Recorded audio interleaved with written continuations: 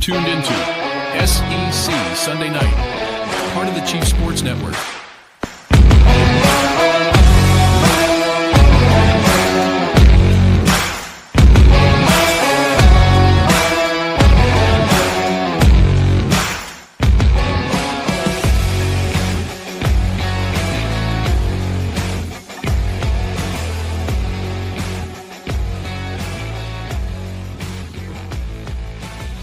Hit the lights. It's Sunday night. Welcome to SEC Sunday Night Live on the Chief Sports Network and proudly presented by Hewitt Honduras Law, HD Law, SC.com. Make sure that you give them a call for all of your needs. Brad and Dean will take care of you. They are family, and Amanda will take better care of you when she answers the phone and gets you put in the right place, as she always does with me. It is a fantastic Sunday night here in South Carolina. I have a little Arkansas sunset behind me as we have the Razorbacks down 6-5 to Kansas in the top of the fifth. A lot of baseball action going on. We got a little softball action. We've got quotes from Destin coming up, and we've got our man Jay Will, Jonathan Williams, here tonight to talk about Georgia football. We're going to break it down and get it going. Boys, what's going on? How are you? I just came off another show, so as you talk, I'm going to eat some Bojangles chicken. Go for it. Mr. Bo's chicken. What if we don't talk? What if we just look at each other, like, right in the eyes, and we just know that we weird? are – No, it's not weird. We're not at a trough, so it's okay. Yeah, I'm on dad duty this weekend, so I'm trying to get a kid ushered to the shower and ready to go to sleep. I got a dog. Might be. Can I say shout out to the MBG podcast this week? Thanks. You flipped formats this week. There was a lot of lacrosse talk on there. A lot of lax talk. You can tell it's the off season. Yeah, it makes me think that SEC Sunday night might be having some lacrosse talk. I was very, very encouraged. If you guys need anybody for next time. That's our guy Jake Malasic from Barstool Sports with John Gruden mostly, but he's a content creator. He's fantastic. Yeah, he was talking about how, if those teams like North Carolina or Virginia or somebody goes to the SEC, then you got to bring lacrosse into the conference, don't you? I think so. You've already got Georgia, Florida, South Carolina are already strong. Club teams. So like it would make a lot of sense. Hail State, you're rocking the Hail State polo shirt. They also have a strong one. This is not where Rob was thinking any of this is going. He is stressing out. He's very worried now. I'm okay. Get us back, Rob. Get us back. I'm in full producer mode. You guys run with it. It's all good. It's all good, baby. I got squeeze play on. We're tracking 1,000 baseball games all at the same time.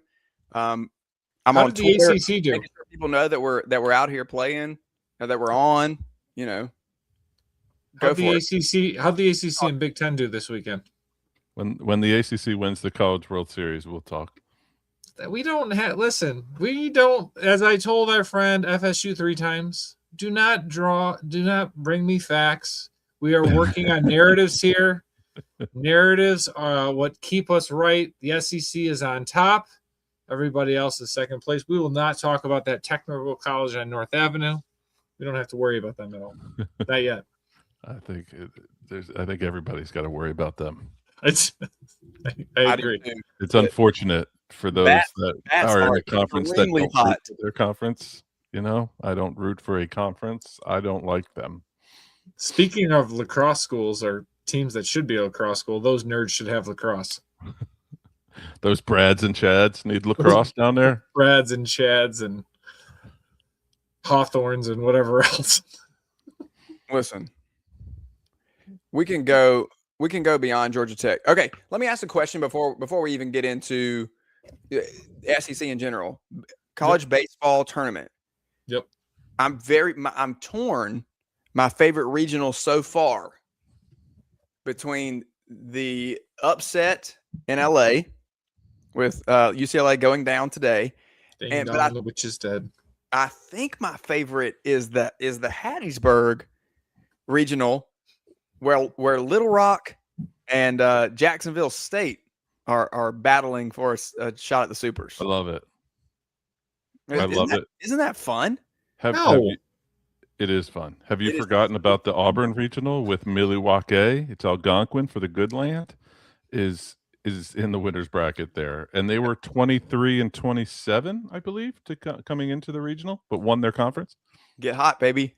What Okay, about Get hot at the right time. Is there no? Is there? You probably heard Chris Burke say it before on the Stealing Home, whatever it's called, that I've been watching too. But he said that's the epitome of getting hot at the right time. what about the Citadel had it? We thought there was a couple teams, USC Upstate locally for us, Rob. Yep. You know, they were rolling into the regionals. Unfortunately for both, I believe USC Upstate lost. Did they lose their second game? Yeah, they did. Citadel did earlier, but yeah, this Milwaukee team, and now they're just flat out bashing too. It's fun, and I like the Tallahassee regional personally. I love St. John's. Mike Hampton is a Clemson alum, but I didn't know him. But I knew their old coach, the coach he took over for Ed Blankmeyer. And again, Seton Hall Prep. It all comes back to Seton Hall Prep. Tewaaraton winner, Seton Hall Prep, Sean That's right. Light. That's right. Did you have that in your cards, Rob, or did you think that was Spallina or Palumbo's? Did I have a Seton Hall Prep reference in my cards? Because there's always room for that on here. Did you have Spallina or did you have Kabiri as the Tewaaraton? I'm sorry. I think it was What about Kabiri's to win, and then Light just shut him down in the championship game. Too bad he's not for defenseman. Oh my God, we could go on for so long about this. But what about my favorite region was the Athens region, because the Dogs scored 19 runs over 2 days. I'm gonna grab another piece of chicken while he does this. Yeah, you should go get another piece of chicken, guy. And then we have 11 strikeouts today. But I am going to say something. Wes Johnson got tossed out of the game today. I'm going to piss some people off here in a minute. It's not cool to get thrown out of a game. I get it's like baseball, and like I already have an umpire here who's going to tickle my ears like in just a minute with the boards, but like stop. It's not cool to get thrown out of a game. It's your job is to coach the game. Don't get thrown out. But like here's the other part. 11 strikeouts today. If I can quote one Crash Davis, don't try to strike everybody out. Strikeouts are boring. Besides that, they're fascist. Throw some ground balls. It's more democratic. Go Dogs. Well, you know, I Casey, added the Go Dogs. I'm gonna publicly eat the crow here, even though he likes to gloat. We said perhaps Georgia didn't have the arms to go deep. You did say that, both of you. Several weeks ago. They're looking pretty good. They're in good shape. However, It might be an all Peach State championship. that was what I was going to say. How fun would that be if we could get there? I'm not even sure if the Supers set it up to go that way. They don't face off. Would Joy match be up live? Would Joy be live streaming like John Tweet Sports did when they played in Atlanta a few weeks ago? You know what's interesting is that the Athens regional is lined up against the Starkville regional. Okay. So we're going to get Georgia Mississippi State next weekend. Part what? 7? 9. How'd that go the first couple times this year? Not good for Mississippi State. Which would scare the crap out of me if I was a Georgia fan. Did you see, by the way, It's hard to beat a team 12 times. It is, but did you see the food that was out in left field this weekend and out in Starkville? Our guy Ryan on Twitter is our official Mississippi State fan, regardless of what Casey tries to put on with his polo shirt. I mean, the barbecues were humming. I will say this right now, there is not a better environment in college baseball than Starkville, Mississippi. That is the pinnacle. That might be heaven. Sorry, Iowa. There is zero doubt from someone who spent one weekend there. That's all I've been to the dude. I spent an entire weekend, and I've been to a lot of college baseball stadiums. I even went to Founders Park this season for the first time with young Robert. Was there seats available? A couple. We found a couple. There is no better place. outside of Rosenblatt Stadium, which they no longer play the College World Series, outside of Rosenblatt Stadium, the dude is, and it's not, there's no close second. Put me on record there. There is no close second. Speaking of the dude, best stadium. top of the first, no outs. We have a fry bomb already as Mississippi State solo shot. They're getting hot too. Puts them ahead 1-0. Did you stay in the condos? Home runs rolling through here. No, Dak Prescott was behind me. It was Bulldog weekend that we went to. It was Ole Miss was in town for the weekend, so I got to see 3, and it was alumni weekend for the football team, so we got to see a lot of those folks. But yeah, Dak Prescott was in the. Had I known Lounge or Rhine then when I was there, I would have been eating pretty too.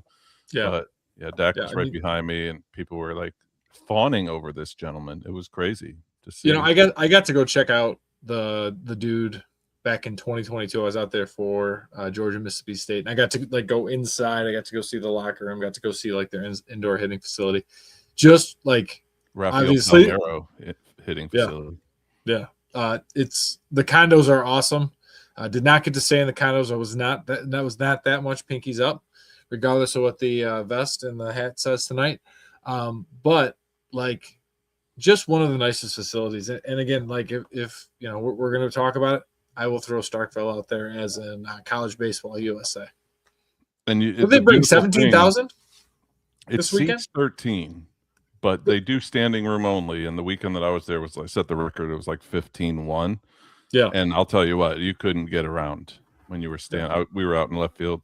First game we were behind home plate. Second game we were out in left field. Just wanted to experience it. It was just insanity. And you can bring your own cooler of beer in. It's a certain size cooler, so that adds to the ambiance too. And you got people 8 to 80 carrying a cooler in because Dad's getting smart. He's got his 8-year-old with a cooler, for and he brings his own, so he's got a couple 12, 20 beers in there. It's a good. Did you ever get one of those styrofoam coolers? Oh yeah, come on. Yeah. So one time I was at Atlanta. We went to Atlanta Motor Speedway with my brother, and we had one of those styrofoam coolers, right? I'm carrying this damn thing all around the track. Just before we get up to our seats, my brother's like, hey, let me carry it. Trips on the first step. Cooler goes down. Styrofoam, beer, ice everywhere. And our guy sitting 2 rows over gets his shirt on and goes, caution's out, caution's out. Best. We'll let you know that all the cold beer was saved and dispensed properly. So it was a good night, but that was always one of my favorite stories. Rob, you ever been to Atlanta Motor Speedway? See a race? I have not. I have looked at the scores today, though. Here's a rundown of what's happening right now. Kentucky is up 7-6 on West Virginia in the Morgantown Regional. If they win that game, they will eliminate West Virginia and move on to the Supers. Florida getting bashed by Troy 16-9. Sorry, Gators. Georgia took down Liberty 6-1. Auburn tied up with UCF 2-2 in the fourth. Former South Carolina pitcher Roman Kimball on the bump for the Knights.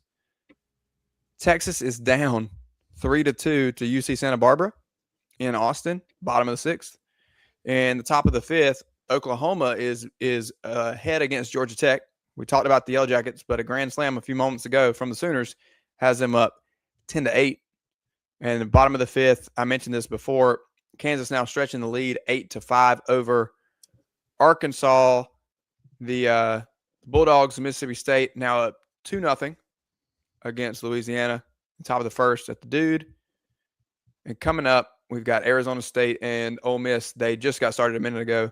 Don't have an official score going. Yeah, I think Arizona State also had a home run early in that one, so they're up on Ole Miss as I last checked. Okay, time to do some. Georgia won. Did you get that one? I said it. Okay, they're how many runs did they give up? I said it. Just one. It sounds like Georgia Tech has given up more than one run. Yep. Just checking. I'm sorry that North Avenue Technical You're right. School. You're right. Georgia Tech playing an SEC school and Georgia matching up against Liberty definitely is same type of matchup. Listen, they got God on their side. It's more than an SEC school. All right, let's do some quotes. Casey, do you have the board? I don't have the board actually this week. I'm slacking. Do you have the board to put I up here got on it. the Hang on. screen? Let me send it to him. I can do it. Wait. And It's in a text message. it's in the chat already. I just don't have it to put on the screen because Craig sent it while I was on the air. Was it just the one Red iPhone. Raider one? It was just the one Red Raider one because Craig has a surprise for you after that one board. All right. And Well, we just want you get to sit back, ladies and gentlemen. Now reading, Casey Cregan with a Texas Tech board, followed by a special surprise by less sultry and intoxicating sounds from Craig McMichael. Hopefully Intoxicated spoken and not sung. all right. Well, MBG says Texas is scared of Texas Tech. So our friend at Red Raider Sports and On 3 board, Wreckham 1959, it's probably his year of birth. Just keep that in mind. He says UT likes to mouth off, but when the pedal meets the road, they bail. At least we try to put our money where our mouth is. Isn't it when the rubber meets the road? I love message boards. He's just trying. Let's give him credit for at least creating an account. He's what, 60? This is big news, though, right? I have a comment about this situation. Oh, go ahead. I want to hear your comment because I had some thoughts yesterday morning when I wrote my article. So go ahead. This is absolutely ludicrous on Texas Tech's part because there's no way in anybody's mind this game A gets done and B Texas should bail on what they have to then go play Texas Tech. The comments that Sark made were, first of all, out of context again, and second of all, valid even as they were taken out of context. If you look at Texas Tech's schedule versus Texas's schedule, so Texas Tech sets themselves up for a win-win situation because nobody in the right mind actually thinks Texas is blowing off a game to then go play this game against Texas Tech.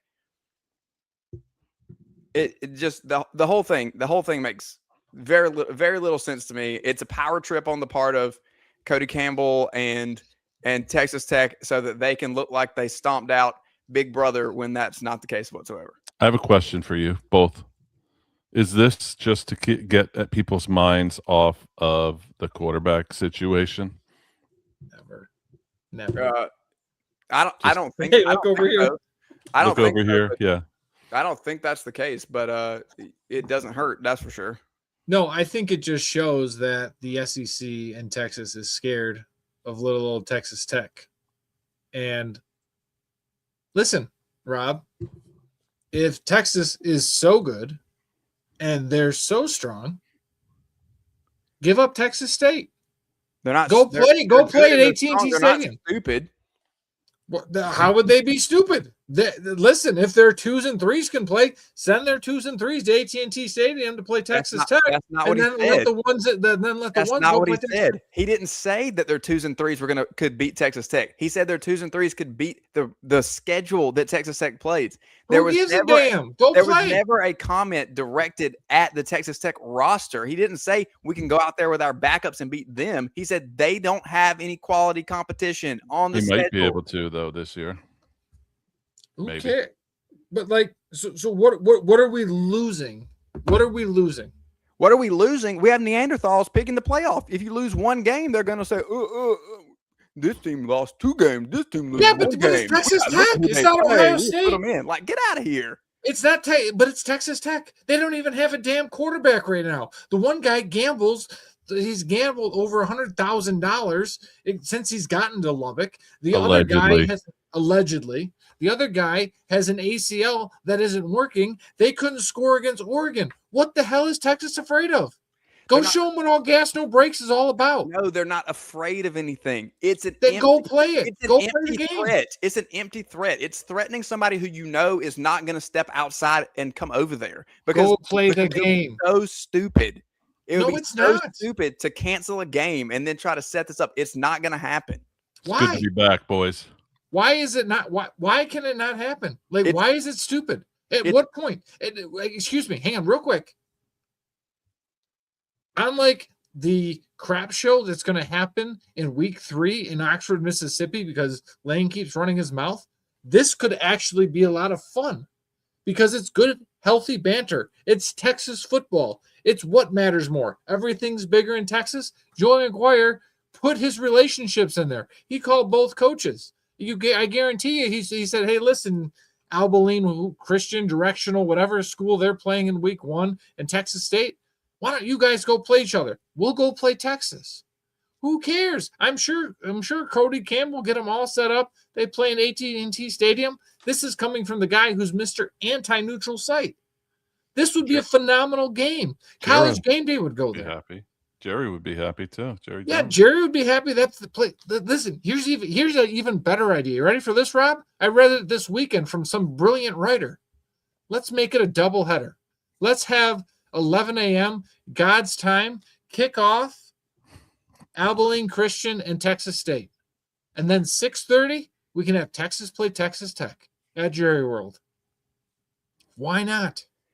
Where's the harm? First of all, it's a PR stunt on Texas Tech's part. Let's just call that what it is. They knew when they said it, oh, they'll never do it, but they're going to look so bad. We're going to come out. They're online bullies. Shut up and go home. What a weak freaking if you're play. afraid, listen, listen, Sark, listen, CDC, if you're afraid, it's okay. Of somebody bullying on the message board or on Twitter behind a burner. They know that nothing can come back on them, and so they're just sitting back and going, ha, ha, ha, with their Twitter fingers. There's nothing that's actually going to happen. Why? It's absolutely a weak freaking play. If BYU and Coastal Carolina can set up a game in 72 hours, we can take 97 days or whatever it is to get this set up and go. What are we worried about? Because what is there to lose? The issue is not with Texas. The issue is with Texas Tech. It is with Texas because Texas won't respond because Texas is scared. They're absolutely not scared, Craig. They have a loaded freaking schedule, and Texas Tech is playing the school for the deaf and blind all year. They have 0 top 25 teams on the schedule. None. And then they're going to make it to the college football playoff. They don't. How do we know? Season hasn't started. Go kick their teeth in. Out of here. Go kick their teeth in. Let's see what happens when Oklahoma State comes to Lubbock. All right, read the quotes from Destin. I'm all fired up now. That's ridiculous. No, it's not ridiculous. It's absolutely all ridiculous to come onto this show and to utter the words that Texas Tech was in the right for that nonsense. Because they were. That is ludicrous. Speaking of ludicrous, lick you from your head to your toes, and I wanna. Sorry. That's a good one. You know, Ludacris and Usher back were very popular back in 2005. I believe Rob was in 5th grade back then. Back when I was in Atlanta. Speaking of Ludacris, Greg Sankey says that's the end of Cupcake Weekend. The SEC again has kowtown to the Big Ten and the rest of college football. And unlike realizing that the SEC is a grind, as my fine colleague Rob Williams just told us of why Texas is scared to play Texas Tech. There's such a grind of the SEC. Starting in 2027, the SEC will no longer have Cupcake Saturday in November. Boys, are you going to miss the cupcake? And how are you going to enjoy knocking the hell out of Directional State in 200-degree weather at Williams-Brice Stadium? I think this is stupid on the part of Greg Sankey. I think it's another move where he has, just given in to the pressure of the other leagues around him. The Big Ten doesn't play anybody for the first month of the season. The SEC plays their nobodies in the next to the last week of the year. Who cares? Everybody's doing it at some point in the season. I've never understood why everybody else cries about the fact that the SEC plays these games at the end of the year.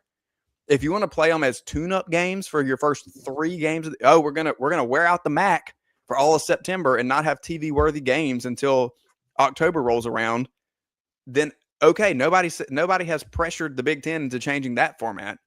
But now the SEC puts one of their weaker opponents on the end of the schedule as a respite because you probably have teams going into the college football playoff or you have a meaningful game in the final week.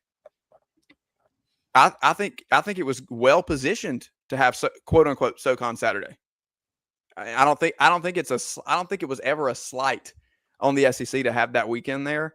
And I think that people just wanted to take their shot because they needed something to take a shot at. There were other schools and the other SEC. conferences that did the same thing after the SEC started it. And I mean, the school I root for does it now, and it's kind of nice. You need it at that point in the year, especially now with the SEC going to a 9-game league schedule. Why would you not have it there? Why would you reposition it? I don't agree. That's why you had Texas Tech. Add another cupcake. They don't even have a quarterback. Next quote. Next quote. I was doing 2 jobs for 3 weeks. Dumbest thing I've ever done. Stupid. Full disclosure, it was a shit show.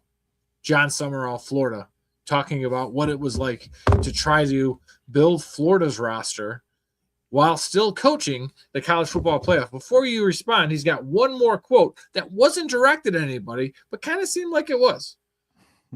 I was not going to leave my team to coach another team. That's not a shot at anybody. When asked, what if they said, you couldn't coach that team? What would you do? So, okay, I'm going to give him credit because they set him up with the question. Yep. I don't actually think it's a shot at anybody. I think that it's easily spun as a shot. Mm-hmm. But when you ask the question, how was he supposed to answer the question? Who did I wasn't going to play leave in the playoff? How do you else answer that question? Yeah, I think play in the playoff? if Lane didn't do what he did, the answer would have been the same. That's how I read that. And you wouldn't have had to add the caveat, that's not a shot at anybody. But I feel like John Summerall naturally has to express that so that it doesn't get played as a shot, because everybody else's statements have been played out as shots at other coaches, specifically between LSU and Ole Miss. And then you throw Sark in there. And a lot of it was just kind of taken out of context. Some of it was not. And then to add fuel to the fire, other quotes were taken out to just throw things into the fight. This was an attempt to throw John Summerall into it and have him throwing strays as well. And, I think he probably handled it pretty well. And every coach is going to have a different position. The calendar continues to be the issue. Mm-hmm. He highlights it again. Lane Kiffin handled it differently than he did. But whether you choose to do it the Kiffin way or the Summerall way, we'll call them that for the sake of this argument, neither one of them works, if we're being honest, right? Like, neither one of them works out well. Lane Kiffin says, hey, I've got to move on and get my roster ready. Summerall says, I'm going to try to do both at the same time. But then he told you what that turned into by doing both at the same time. So in either case, you're not set up for success, because you're either going to hightail it and drop your guys you've been working with, or you're going to short your guys that you're going to go to battle with next year because you can't put full time in. It doesn't work. Fix the freaking calendar, and then we'll be done with blaming coaches for things that are somewhat out of their control. John Summerall is already one of my favorite SEC coaches, and I say that, rooting for the Dogs. For this year, one of his favorite SEC coaches last year was Lane Kiffin. So Lane, what can happen in a year? Yeah, well, let's just say that. Speaking of what can happen in a year, after this last quote, I have one more thing to say before we let Casey go and head to break. Just remind me, I have a very important note. Write it down.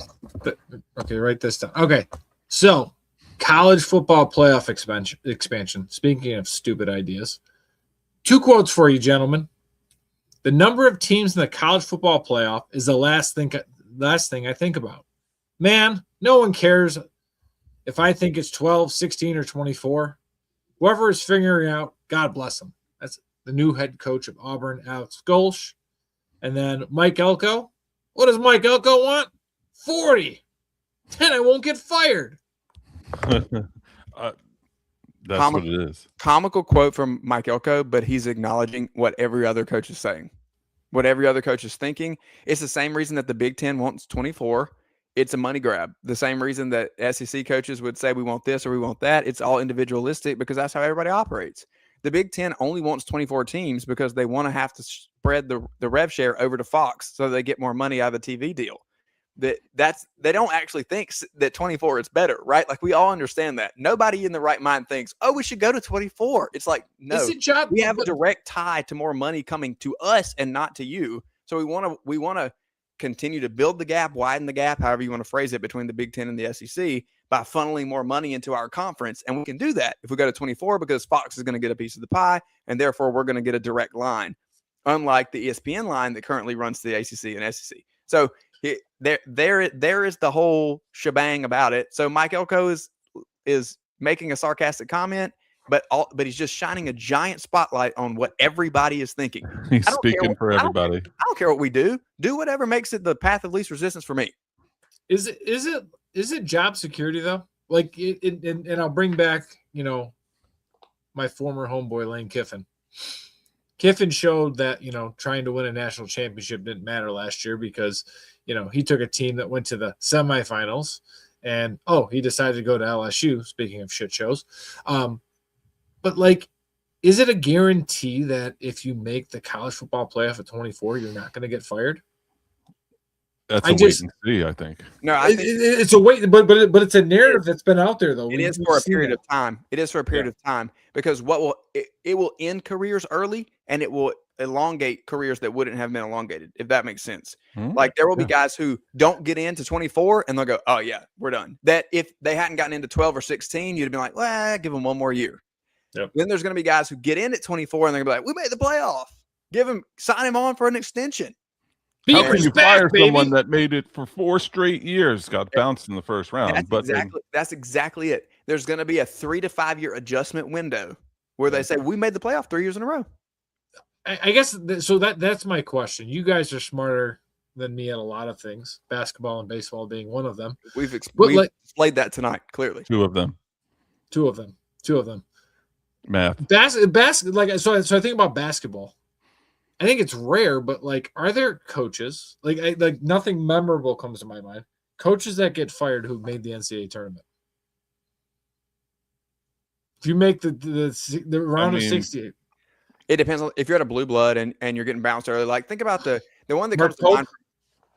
Think about the Cal thing, not getting fired, but just like the tension that continued to build up there that was going to blow up. That's a more recent example of something like that would go on. If you have an expectation. You would see this. I think you could see this in baseball as well. You saw it in South Carolina, and you see the program kind of go down a step every time. But you have guys that made supers, and but didn't make it back. Didn't make it back to Omaha, and it wasn't enough.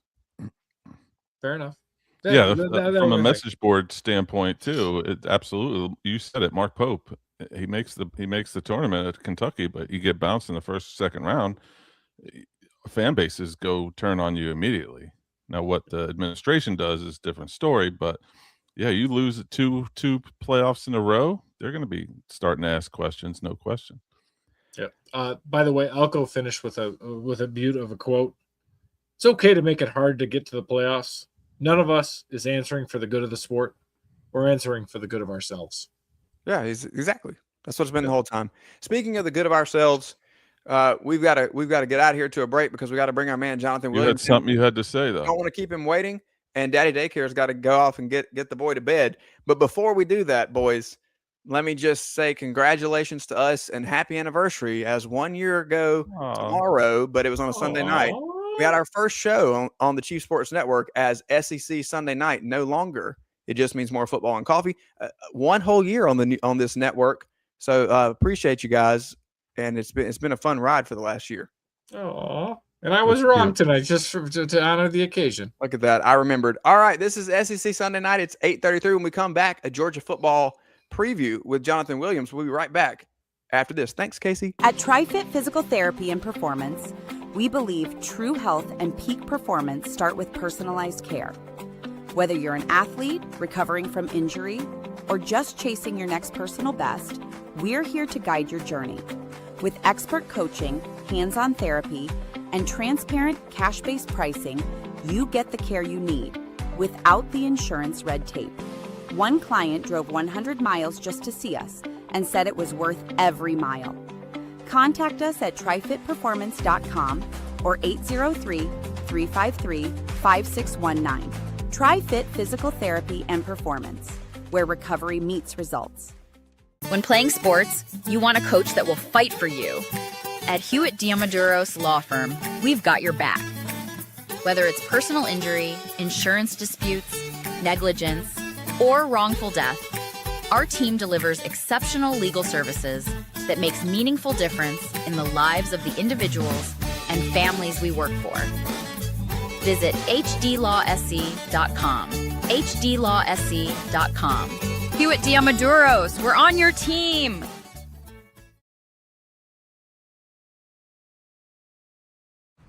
This is SEC Sunday Night, part of the Chief Sports Network.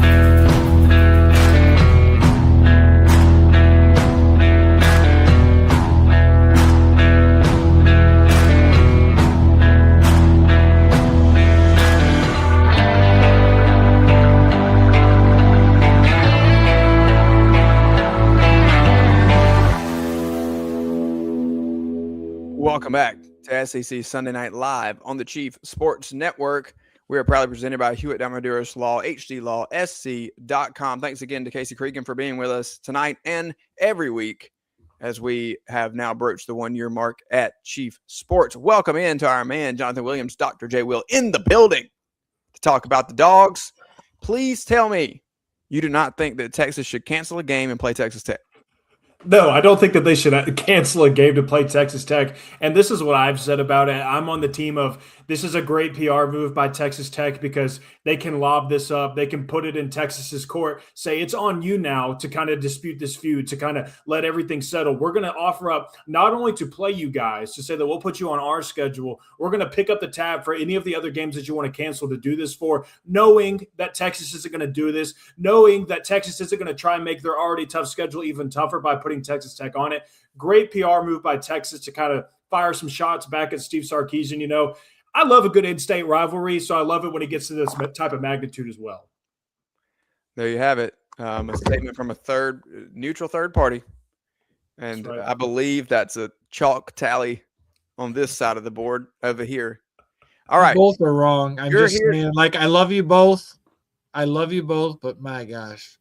Don't you want something? Have you seen the week 1 schedule? I shouldn't have done it. Yeah. I'm just saying, have you seen the week 1 schedule? Like, I know Georgia is playing like East Directional, Middle Tennessee. We're going to get there. Rally of the- our Hopefully, sisters of the hopefully we're going to four. get there tonight. I'm disappointed. I love you both, but I'm disappointed. That's all I'm going to say. It's okay. Well, listen, Jonathan, I'll still be your friend. how's your spring been? It's been a minute since we've had you on. It's great Yeah. to have you back as always. What's going on in your world as you guys are continuing to keep on with the keeping on and dominating the world of sports coverage as you do? Yeah, you know, spring's been good on my end. Still rocking out over there on the Film Guy Network on Monday, Tuesdays, and Thursdays during the off season. We just hit 97,000 subscribers over there, so the growth over there has been amazing. And also shout out to you guys, 1 year anniversary over here. That's awesome for y'all as well. So keep the kudos going around. But for me personally, personal life, I know Casey was working on getting his kid put to bed. I'm working on getting a kid into the world here in a day, hours. You know, we're kind of on hands on deck at this moment. So yeah, we'll be welcoming our first child into the world here relatively soon. So really exciting spring over here in our household. Congratulations, my friend. That is Appreciate it. big time stuff. And we are thankful that you're with us as you're on baby watch. We're on commit watch around the football rosters of the SEC, and you are on commit watch to the newest member of the Williams household, right? All right. And great last name, right? Can't go wrong. This kid's already set up for success. Okay. I hope so. I should change my name. Your name, your location, your stance on a few things, whatever. Okay. Let's dive into Georgia. Let's start with the coaching staff. Obviously, there's some knowns here. Anything for either of you? This is a great night for me. I get to sit back and produce. We've got a Georgia beat writer here as my co-host. So you guys go at it here. When we look at the coaching staff, every week we ask the question: additions, subtractions. What's happened with coaches, players, expectations? So let's start with coaches, and you guys kind of break it down for me.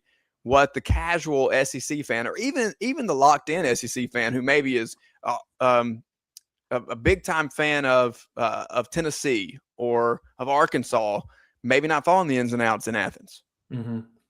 Well, I mean, as far as like casual fans, I think, I don't know if casual fans subscribe to this thought whatsoever, but I mean, the attention's always put on Mike Bobo, the offensive coordinator at Georgia. That's kind of what everybody pencils in as the deciding factor in whether or not they have success.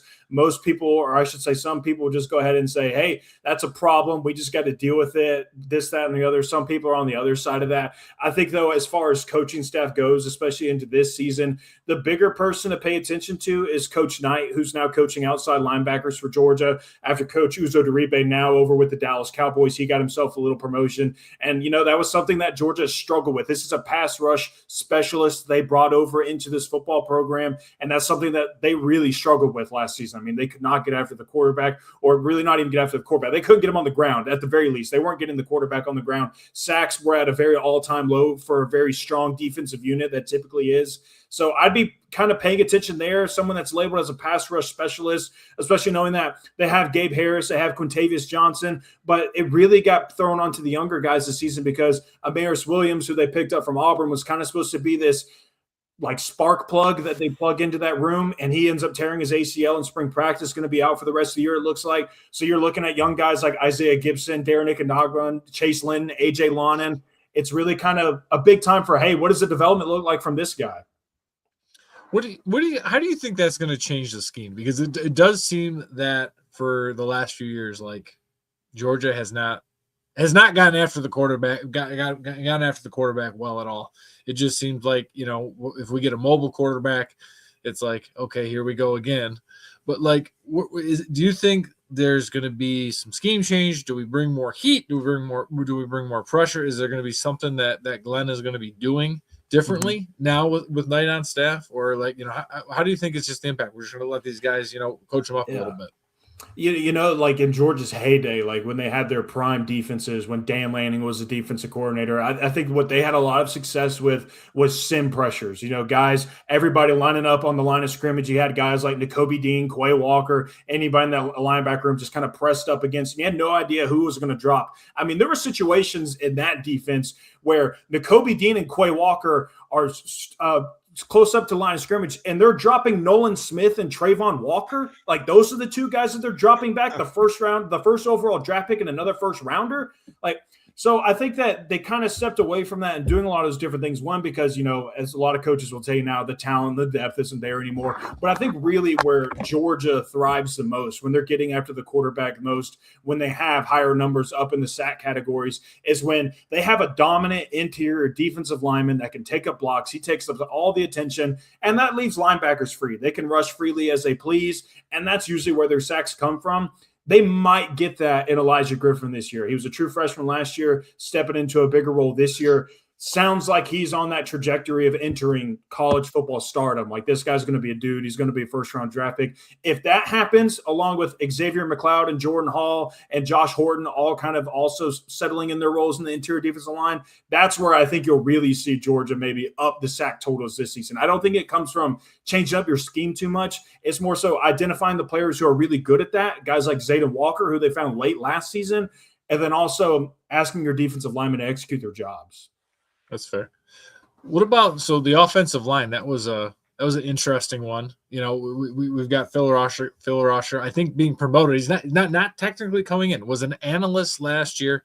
Him and Casey Seals have sort of flip roles now, with Phil now being the guy. Sounds like there was a lot of excitement. I know there was a couple of NFL teams that were really, taking a long look come late January, February. To tell the folks, because this is your specialty. What can we expect from Phil? What has that impact been in year one? Kind of year one as the analyst, and what can we expect now of the on-field spot? Yeah, I mean, kind of what you're getting at right there, Craig, is something that you're always going to have to worry about with a guy like Phil Rauscher being the offensive line coach. This has been an NFL guy his entire career up until the point that he got to Georgia. So the NFL phones are going to continue to ring for him. It was almost maybe a miracle that Georgia held on to him this offseason with the job offers that he had. Yeah, him and Stacey Searles flip-flopping roles this year. Stacey Searles now in the analyst role. Phil Rauscher now entering into the offensive line coaching role. And I think off the bat, when you hear an NFL guy stepping into a position room or anything like that at the college level, the biggest worry is, well, can this guy recruit? Because at the NFL, you don't recruit. I was told that even when he was an analyst, that's who everybody was attracted to. That's who all the kids wanted to talk about. And if there was even discussions of guys who maybe went to the league but that thought about staying at Georgia, it was, I'll stay at Georgia if Phil Rauscher's here. If Phil Rauscher remains here, then I'll remain here. And So that's the kind of guy that he is. Recruiting isn't a problem for him. He's already set a good tone there. Kids really like him. They seem to gravitate towards him. And from what I've heard, it sounds like he's kind of implementing some more of his own schemes into the offense, especially in the run game. Sounds like Georgia will really benefit there. But, I mean, this is a guy that has been well known in the NFL world and is bringing some new wrinkles into the offense, it sounds like. Yeah, well, one of the best things that Georgia did last year, I think, from an offensive perspective, is they ran the damn ball. I think but if we had one criticism of Mike, in years past, it seemed like we got away from the run a little bit. Obviously, Chauncey Bowens, Nate Frazier coming back. My biggest question mark, kind of going into the season, is that wide receiver room, right? Like, sure. I would say it's a little young. And the experience isn't quite there. Do you have anything to maybe make Rob not so excited for that November trip to Como? Like who should South Carolina be worried about from a wide receiver perspective? Yeah, wide receiver is absolutely the fair point to make about, hey, where are the questions at on this roster? It's at wide receiver. You lose guys like Colby Young, Dylan Bell, Zachariah Branch to the NFL. And then your leading returning productionist in the wide receiver room is London Humphreys, who, I mean, nothing against London Humphreys. London Humphreys is a great SEC or good SEC wide receiver. He's more than serviceable, but I think he had like 400-something yards last season, and that's your leading returner in production. That's not exactly great heading into a season. So it is Georgia really banking on a lot of these young guys to step up and be immediate impact players. I would say it sounds like Isaiah Canyon, who they nabbed from Georgia Tech. That's an immediate hit. They really like him. They think he's going to be really good. Him and C.J. Wiley are going to be splitting reps over there at the X receiver position. Sokovi Wyeldon is kind of this wild card. You want to talk about, well, where does Zachariah Branch's touches go this season? Sokovi Wyatt, very limited amount of production over his career, but in the moments that they've gotten the ball into his hands, whether it's been him as a punt returner or him as a wide receiver, he tends to make things happen. But that's not me saying he's at the level of Zachariah Branch as a playmaker or a yak guy, but he seems to have some of that in him. But I would really look at a guy like Talon Taylor, where I think if he would have been healthy all of last season, we're having a different discussion about Georgia's wide receiver room, because this was a guy week one. I mean, against Alabama, when the lights are brightest in the regular season, a night game in Athens against Alabama, they put this true freshman in to go out there and make an explosive play. Gunner executes. He did not, unfortunately, drops the ball, would have been a walk-in touchdown. And then he ends up having a shoulder injury. He's down for 10 weeks, misses majority of the season. Had he been healthy all of last season, and he's another guy that you're talking about as a known right now, it's not one of these like, oh, Talon Taylor was really highly ranked coming out of high school. That's all we really know. Maybe the tone's a little different around the wide receiver room. But other than that, I mean, it is a lot of what I'm doing right now. It's saying like, hey, Craig Dandridge, a true freshman, might be really special for him this year. Jeremy Bell had some electricity for him. I think the biggest thing, though, what people don't talk about, because they look at the recruiting and they look at his position, Caden Protho is going to play wide receiver at Georgia. He was listed as a tight end coming out of high school. He was ranked as a tight end, all that good stuff. He's going to play in the slot. That is where he's going to play. Georgia's fine at tight end. They want him to be a wide receiver. That's the biggest X factor Georgia has at wide receiver this year. What's the difference for a guy like Caden Protho, or maybe even a guy like Dante Dowdle that they got over from Kentucky? Like, who becomes the gadget guy, I guess, where you've seen them kind of have this player that can do a couple of things that maybe isn't typical. Yes, they're going to run the ball, and that's going to be kind of the mainstay, especially with Bobo. But even when Brock Bowers was there, like that, I get it. He's a super freak, but he's not just a tight end who does tight end things. He does tight end and receiver things. And so, do you have a guy, and Dylan Bell was kind of that type of player in my mind, where you could kind of line him up anywhere, almost a Deebo Samuel type of, let's just put him where we need him. Is there somebody on this roster that kind of slots in and does something like that, Jonathan, in your mind? Yeah, I mean, there's potential for it. And this isn't me saying that this is going to happen, but I think they have certain players to where they could kind of be outside of their role or what their position says. Like Elias Williams, we kind of saw this a little bit with him last year, where he's this 6'7" tight end who's massive, and he's a mismatch anywhere you want to put him. They're out there putting him at X because Colby Young isn't healthy anymore, and we need somebody to fill that role. Okay, we have C.J. Wiley, Noah Thomas, but what about Elias Williams? We can throw him out there. I think you might see him continue to be in that type of role. I've heard people, this is from sources, say that Elias Williams is going to be the best offensive player Georgia has this season. That's what they believe.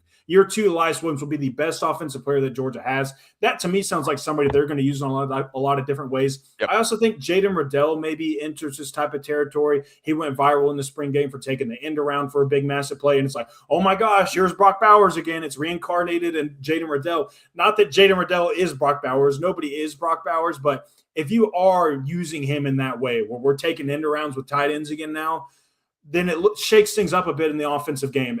But as far as like maybe a running back, like maybe a guy like Dwight Phillips, he's got some track speed to him. Maybe they use him in some different ways. Maybe Jeremy Bell. But I would really focus on Elias Williams and Jaden Riddell. How are they using those two guys? Yeah, it's fantastic. Let me ask you this. So I'm a little frustrated with our dogs. You have the boots on the ground. Mm-hmm. We've canceled the series with Louisville. Oh, yeah. We're going neutral site with Florida State. We might be going neutral site with Clemson. And then Georgia has the audacity this week to to tweet out about how great Athens is and how special of a place Athens is. Yeah. What the hell is going on? Why can we not, like, we used to have some, and again, maybe I have to go back to our earlier conversation. You both are agreed that Texas is afraid of Texas Tech. So I've got to ask you the question. Is ready to clip this one, Rob? Is Georgia afraid of playing these big teams at home or away? I don't know that they're afraid of it. I think they're afraid of not getting the nice big check that they get from these neutral site games. I think that's what it is because, look, you make great money, I'm sure, being the home team in one of those environments. Like I'm sure every SEC home game Georgia gets or every home game, like when they hosted Notre Dame in 2019, if they would have hosted Clemson or like if they would have hosted Ohio State, they would have gotten a lot of money. The city would have gotten a lot of money. But this is the best thing about neutral site games, and this is why they're doing it, and not saying that I agree with it. But when they go to Jacksonville to play Florida, they get handed over $20 million just for showing up. Plain and simple. We're not hiring security. We're not hiring concession workers. We don't have to do any of the hard things. We just have to show up and play football. We get our money and we go home. It's the most profitable game for them every single year because there's no losses that day. There's no expenses for them. I mean, I think even the traveling gets covered. So, yeah, if Jerry Jones wants to say, hey, we'll host Clemson versus Georgia, unfortunately, yeah, those colleges are probably going to do it, and I hate it. I despise it. I think it's stupid that there's potential where Georgia and Clemson, two programs that are less than 150 miles away from one another, might go to freaking Texas to play a college football game. Like, let's play it in Athens. Let's go play it in Clemson. Let's go play at Ohio State. Like, let's do these things. That's it ruins so much of the fun of college football. But to answer your question, it's money. It's the easiest money they make. Again, facts are ruining the narrative here. The narrative is like, don't play these damn neutral site games, but the facts say you have to play the neutral site games because, like, if you got to pay the roster. And that's the thing, Craig, and that's exactly what it is it's not even that people are money hungry, which they are. Yeah. But the necessity to keep up by paying for your roster and or paying for new facilities because – oh, well, we just put new facilities in 10 years ago. Well, okay, those are super dated now compared to everybody else's. So now you got to go back and redo that stuff again. Whatever the case may be, you have to be on the cutting edge, and rosters are becoming more and more expensive. Kirk Cignetti came out this week and said something along the lines of college football won't exist in a few years if it continues this way. Yep. I don't believe it is that extreme, but it won't exist as we know it if this continues because they're going to push it past what everybody can afford. And there's going to be a handful of teams, namely in Texas with oil money that can fund this type of expansion where pretty much the rest of the country can't handle that. So I have a question for you both because I set you up. I led you to where I wanted to go. You mentioned Jerry Jones might want to pay for these sort of games. Would they play at AT&T Stadium? Yeah, I believe so. Would they give both teams a big check if they played there? Imagine. Oh, so cool! So Texas and Texas Tech can play them. There you go. See, I win. I think the difference is also in the timeline because those games are scheduled out a few years. Don't let facts ruin the narrative. As opposed to a couple of months. Don't let facts ruin the narrative. I think that was a major factor in Texas not pulling this plug and making a change. However, Craig, I'll give you some flowers in that it is shocking right now that Georgia has not canceled those series altogether. As you saw the Louisville one go away, I'm worried. Listen, do you see? yeah, they haven't canceled them yet. And like Yet. I This whole argument could be a moot point because I believe there's a strong chance those games go away. Period. And you're gonna throw to your point, a cupcake in there because the committee and the current structure have shown you don't even benefit from winning. Yep. You don't benefit anything from winning. So you only stand to lose. If you win the game, you really don't get anything for it. If you lose the game, though, you could submarine your entire postseason hope. Well, when they play Florida State down in Tampa, Jay, will let me know. I've got a good spot for you and the wife to go check out. Yeah, so I've got some good spots for that. Well, I might have to ask you to send it over now because SEC Media Days are in Tampa this year for whatever reason. Fantastic! Yeah. So yeah, I will definitely get you started. Make sure that grandparents have the baby, and then you guys can go out and go enjoy yourselves and get yourself a good night's sleep. Okay, so what about the season? The Dogs got to go to Tuscaloosa and Oxford. Mm-hmm. That didn't go so well a couple years ago. Nope, it did not. I mean, I don't even want to talk about it. I feel my stomach is hurting right now. But like, what does it look like in 2026? Yeah, and what's the floor here? I think is really the question, right?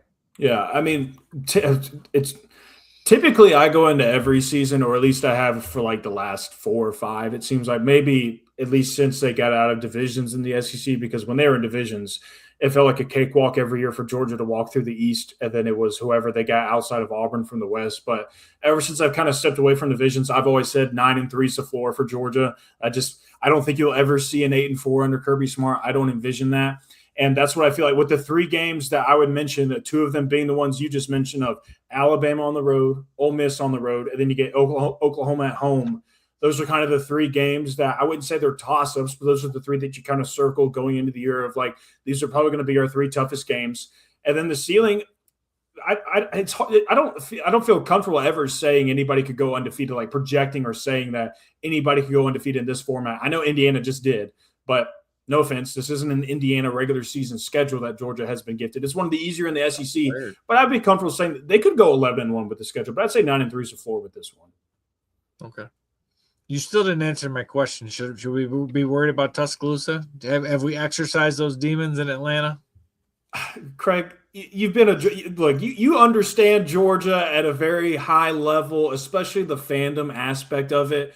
Georgia could have won the last 2 or 3 in a row against Alabama, and that wouldn't have changed anything about the feeling going into this one for Georgia fans, especially the fact that you're going to Tuscaloosa. You're always worried about it. You're always worried about having to go play Alabama. Maybe they exercise the demons in Atlanta, but let me ask you an easier one. Does Alabama score a touchdown on the 2nd or 3rd play of their first possession? Yeah, here's my boldest take. Alabama has more than -3 rushing yards this time around. That's my boldest take for this year's Georgia-Alabama matchup. They'll have positive, not even -1. I'll go past that. They'll have positive rushing yards against Georgia this year. I'm worried about that one. What you got, Rob? Anything else? I got my predictions ready. I'm not afraid. Jay will maybe afraid of 12. I'm not afraid of 12. That's exactly what I'm looking at. Jonathan, thank you so much for being here with us again. All the prayers and well wishes to you and the wife as you get ready to welcome a baby into the world. And we'll keep up with you and appreciate you keeping up with the dogs and keeping us informed. Oh, absolutely. Happy to jump on with you guys anytime. Appreciate it, my friend. Good luck, and wish you guys nothing but the best. I'll send you those recommendations offline. Perfect. We'll be right back. We're going to take one more break, and we'll be back to predict the Georgia schedule. Freezing cold takes. Is that what we got coming up here? We're going to put them on ice, baby. It's SEC Sunday Night on the Chief Sports Network. When playing sports, you want a coach that will fight for you. At Hewitt Diamaduros Law Firm, we've got your back.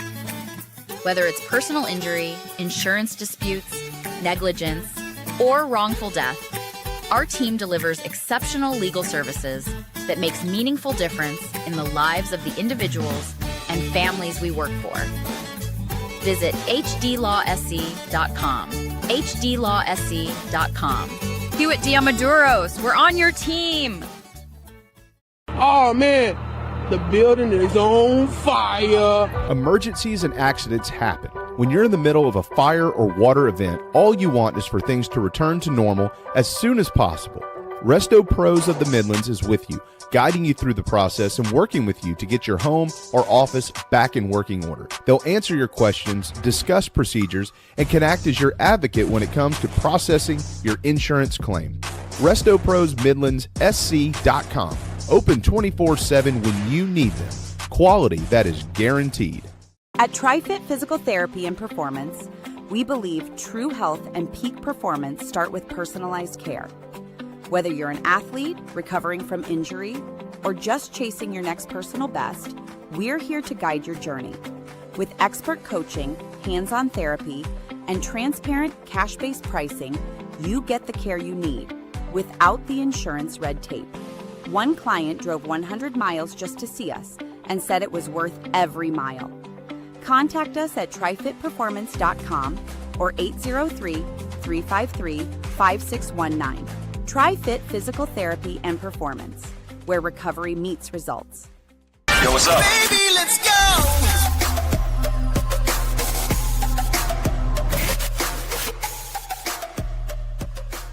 This is SEC, Sunday night on the Chiefs Sports Network.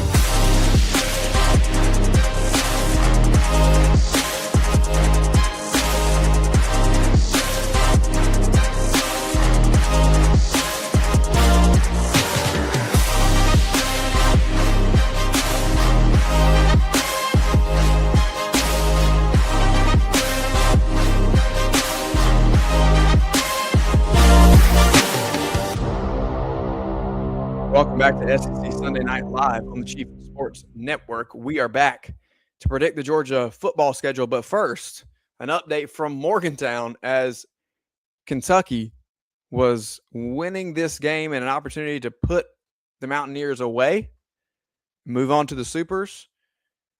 After a balk ties the game at 9 in the top of the ninth, the Mountaineers have just followed it up with a 2-run shot to take the lead 11-9. Here in the ninth inning. Cats have been in control for much of this one, and the home team, West Virginia, clawing their way back in.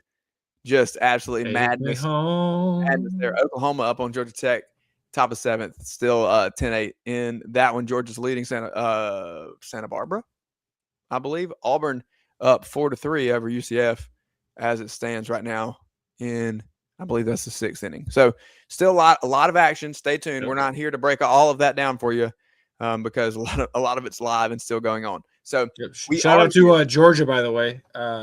They followed Trey Phelps's ejection. They taped his jersey up to honor him, even though he couldn't be with him physically. So that West Virginia not bailing out, that means no press conference in Como yet. You mean in Columbia, South Carolina? Mm-hmm. Yeah, we'll see.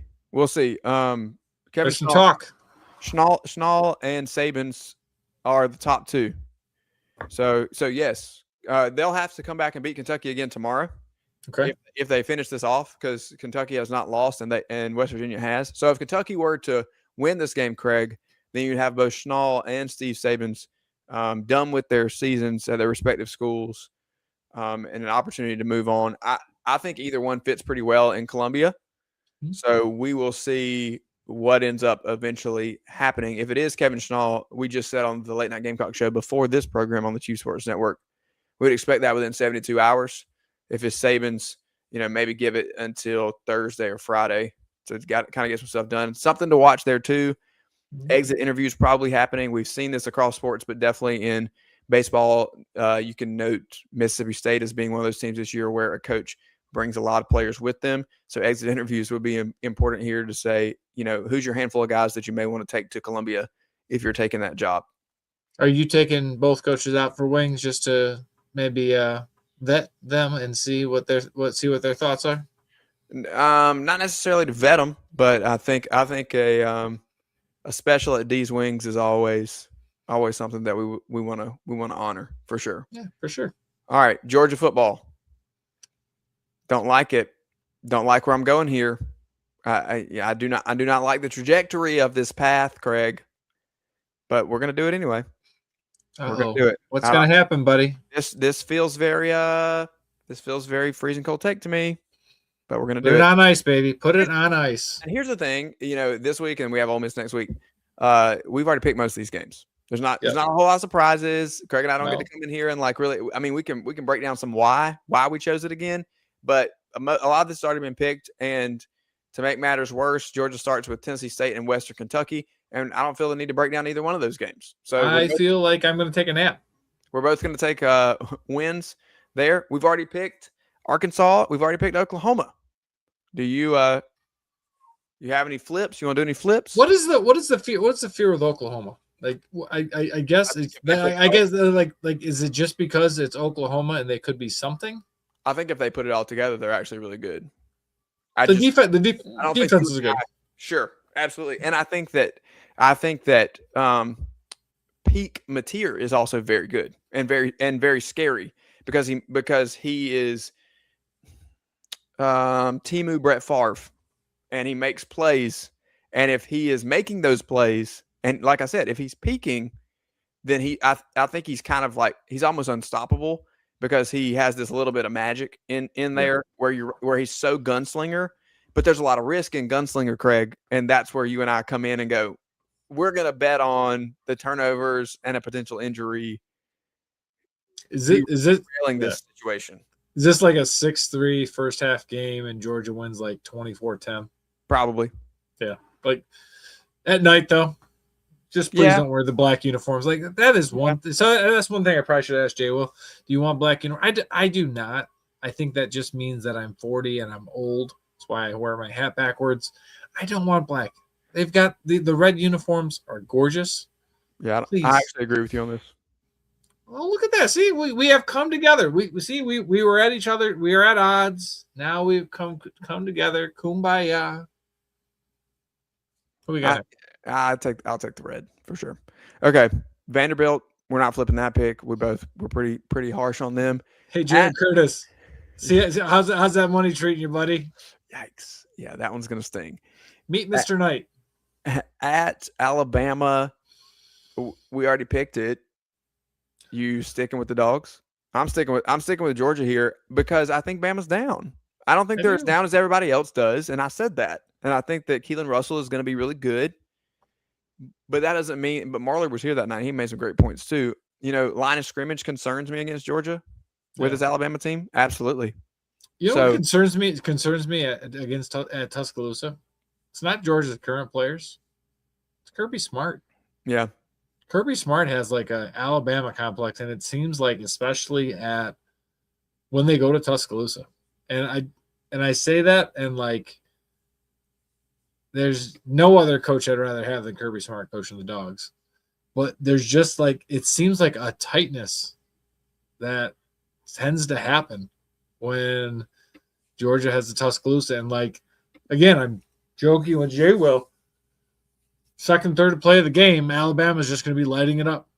Whoever the quarterback is going to be, like on third down, every third down is going to be 3rd and 2 or 3rd and 3, and they're going to be converting it. Or they're going to get those 4th and 1s. It's just like I'm picking the Dogs to win, but as always, it's going to be painful as hell for me. Yeah, I mean, yes, I think it does help Alabama because it's at home. You're going to have a relatively inexperienced quarterback. This is week 6. So what will they have seen by then?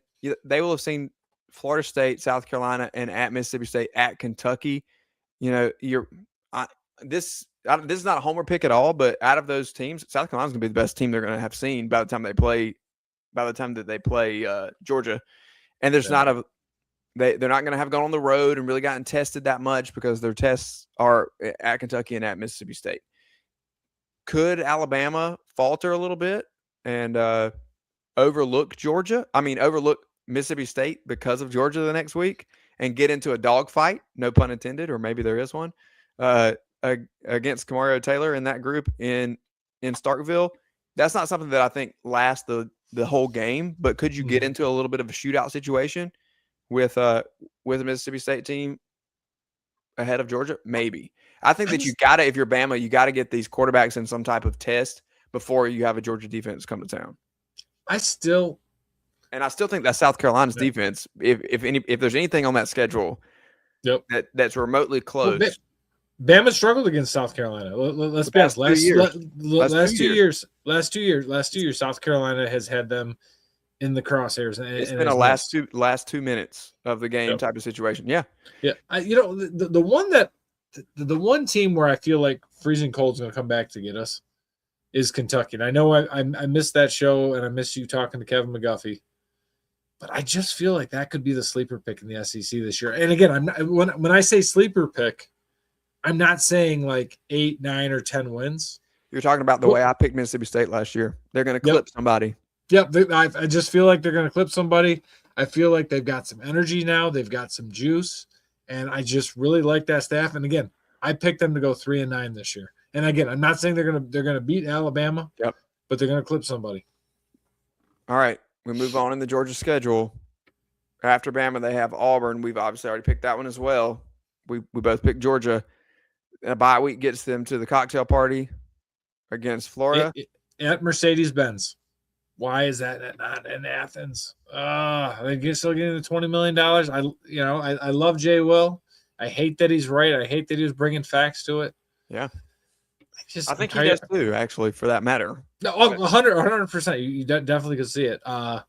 Again, Summerall, my favorite SEC coach this year. He's going to be a pain in the ass to Georgia and the Bulldogs. He is, but we're both picking Georgia, if we're being honest, right? Oh, 110%. Like I want Gunner to take a knee again at the 1 yard line to end the game. Oh, put in the loop, baby. All righty. Then here's a test for him, right? In Oxford, I've got Georgia winning this game for the opposite reason of why you're hesitant about them in Tuscaloosa. I'm taking Kirby over a first-year head coach in Golding all day long, and twice. Miss Evie is going to yell at you when she hears this. By the way, it's okay. We're going to talk about it Ole Miss next week. We'll have good things to say. I think we'll have good things to say. But I agree with you. Vaught Hemingway is a house of horrors for opposing teams. Ole Miss has been very good since 2020 at home in Oxford. I think this one's going to be. To me, this one's going to be like last year. It's going to be a shootout, just like it was in Athens. I think last team with the ball is going to take this.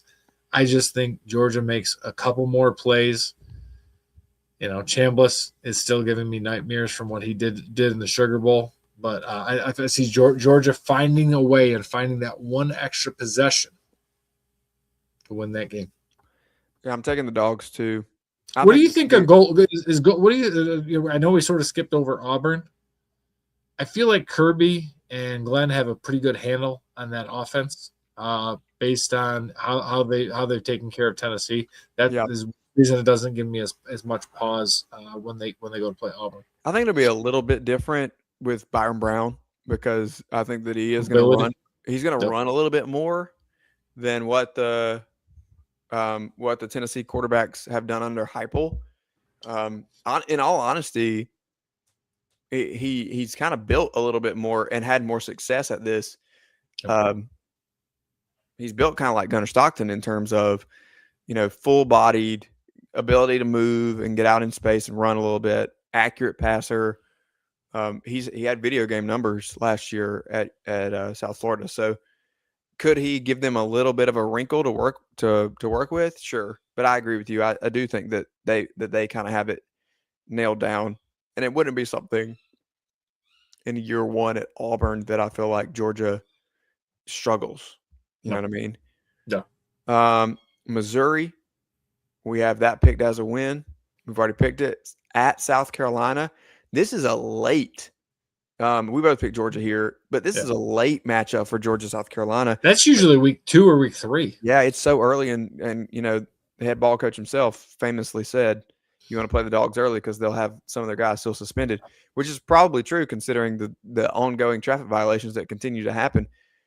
Or maybe not. I can't listen. Sammy Hagar, Georgia Bulldogs. I can't drive 55. Kirby doesn't always suspend them. They just continue on. He takes care of it in house. Listen, he's got a process, and those guys are running stairs, and they're there in the morning, and they are making sure that those guys know what the speed limit is. And he says, guys, we really have to start figuring out what the speed limit is and going the right way. Shame on you. And they feel really And bad for about sure, for sure, if you're going too fast, let's try not to have a vehicle full of illegal drugs. That'd probably be a great move as well. it. Also, more facts to probably. And in the most recent case, if you're going to do all those things, you definitely shouldn't be driving a bright red vehicle. Never do that. And like speed and car full of drugs, pick a neutral color, friends. I've Not- always not the heard bright that red. if you have a red car, like you're more likely to get pulled over. What color is your car?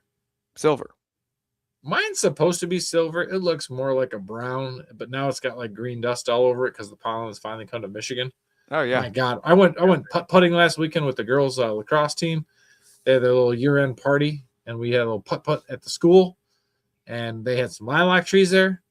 And my gosh, my nose was running, and I was like, "Ladies, fantastic time. I'm out of here," and the allergies were going. I All right, digress. Craig.